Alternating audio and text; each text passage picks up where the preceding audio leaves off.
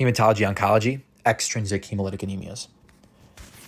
All right, so for our extrinsic hemolytic anemias, once again, this is just a reminder that this is something going on outside of the red blood cell, that the red blood cell can't really change, okay?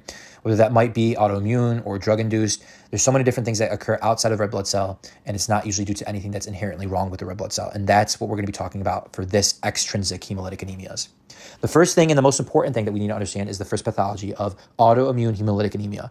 They love to say AIHA for shorthand. I never knew what that meant, but now you know it's autoimmune hemolytic anemia. And it's relatively easy, okay?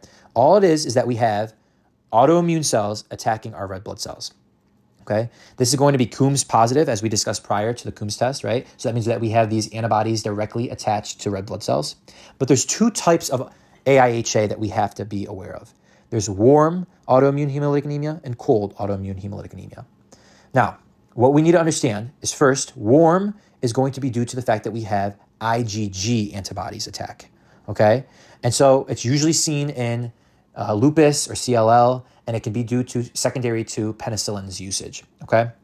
Now, the way that I remember warm and IgG is that you cook an egg in heat. So warm is IgG for egg, okay? Kind of dumb, but it is what it is. Next is cold AIHA, so cold autoimmune hemolytic anemias. And these are your M's. So this is IgM antibodies that attack our red blood cells, and it's usually secondary to mycoplasma pneumonia or mono, okay? Mononucleosis, which is secondary to an EBV infection, okay? Epstein-Barr virus.